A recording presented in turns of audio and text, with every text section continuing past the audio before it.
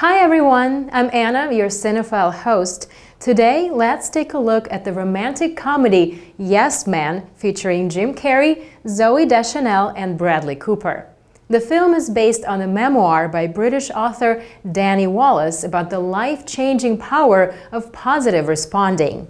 In the movie, Carrey plays Carl Allen, a depressed, divorced bank loan officer who has pretty much given up on even trying in life.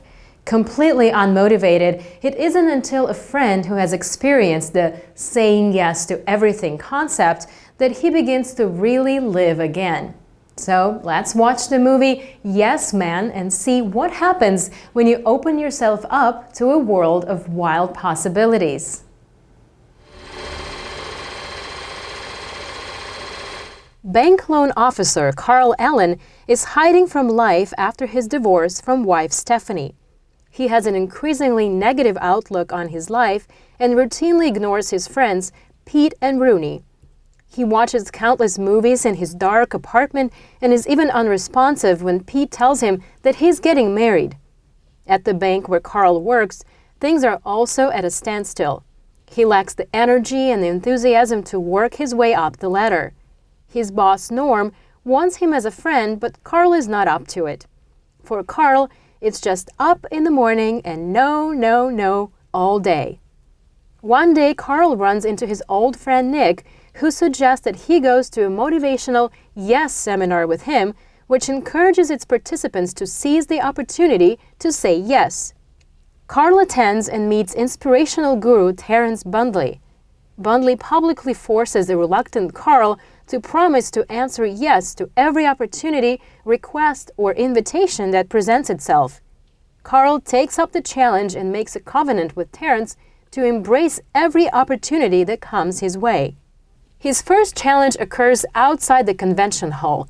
A homeless man asks him to drive him to a park, let him use his cell phone, and then give him some money. Carl dutifully agrees to all three requests. He then runs out of gas and finds his phone battery is dead, so he can't call for help. Do you want to give all your money away to a homeless guy? Yes, I do. How about letting him burn out your phone battery so you can't call AAA when you run out of gas? You know what? That sounds like a fucking great idea! What does it take a late night stroll through the hills and get killed by the Manson family? Don't mind if I do. Disillusioned, he hikes to a gas station where he meets Allison, a pretty and eccentric lady on a scooter. Am I going too fast for you? Nah. In fact, I think you should go faster. That way if we crash, at least I'll die. I just don't want to be kept alive artificially. She gives him a ride back to his car on her scooter and kisses him before leaving. After this positive experience, Carl feels more optimistic about saying yes and starts to seize every opportunity that comes his way. He renews his friendships with Pete and Rooney, builds a bond with his boss Norman, assists Pete's fiancée Lucy with her bridal shower, attends Korean language classes, and much more. He earns a corporate promotion at work and, making use of his guitar lessons, plays Third Eye Blind's song Jumper to persuade a man not to commit suicide. Accepting a band flyer outside of a coffee shop, he sees a peculiar musical band where the lead singer happens to be Allison. Other than singing in a band, she also paints and leads a group of runners who take photographs on their early morning jogs. She sees the world as a playground and is a model of a person with a totally improvised life. Carl is charmed by her quirkiness.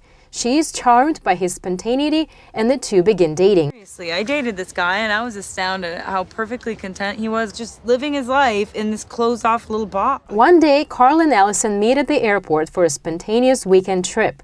Having decided to take the first plane out of town, regardless of its destination, they end up in Lincoln, Nebraska, where they bond even more. Allison then professes her life to Carl and asks him to move in with her, to which he hesitantly agrees. While checking in for the return flight, Carl and Allison are detained by FBI agents who have profiled him as a potential terrorist because he has taken flying lessons, studied Korean, approved a loan to a fertilizer company, met an Iranian, and bought plane tickets at the last minute. His friend Pete, who is an attorney, travels to Nebraska to explain Carl's odd habits, lessons, and decisions. Why did you purchase these plane tickets at the last minute? It was a spontaneous vacation. Oh, right. I was just saying to Agent Tweed how I wanted to take a fun-filled vacation to Lincoln, Nebraska. As she finds out about Carl's motivational covenant, Allison begins to doubt whether his commitment to her was ever sincere. Deciding that she can no longer trust him, Allison leaves Carl and refuses to return his phone calls. Carl's life takes a turn for the worse, and he almost forgets about Lucy's bridal shower, but manages to arrange a major surprise shower at the last minute. After the party, Carl receives a tearful phone call from Stephanie, whose boyfriend has walked out on her. When Carl goes to Stephanie's apartment to comfort her, she kisses him and asks him to spend the night with her. Carl empathetically says no, and shortly after, his luck takes a turn for the worse, and he decides to end his commitment to the covenant.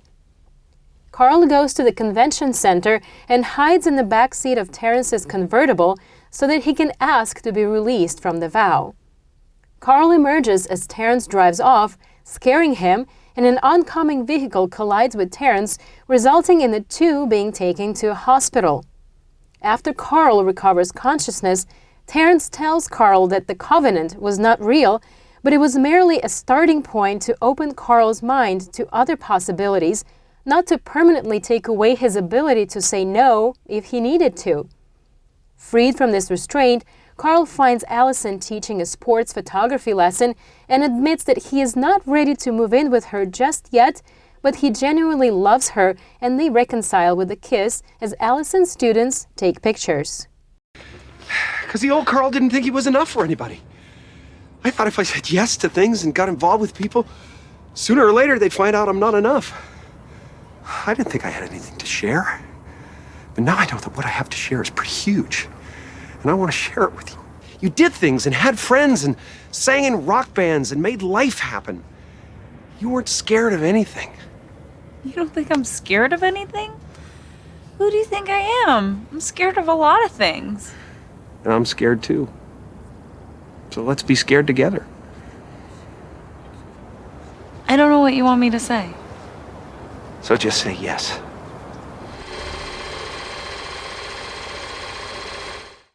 Am I going too fast for you? Nah. In fact, I think you should go faster. That way, if we crash, at least I'll die. I just don't want to be kept alive artificially. I dated this guy and I was astounded at how perfectly content he was just living his life in this closed-off little box. I know. Because the old Carl didn't think he was enough for anybody.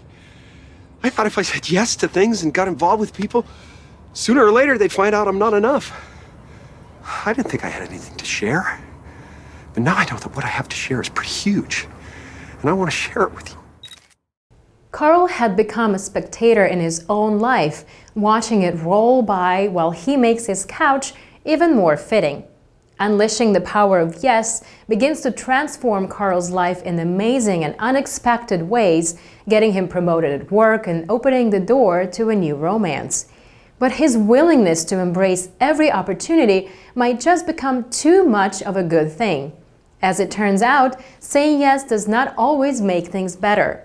This movie teaches an important lesson, that to have a better life, one must have the right balance of both yes and no. I'm your host, Anna, and I hope you enjoyed this episode.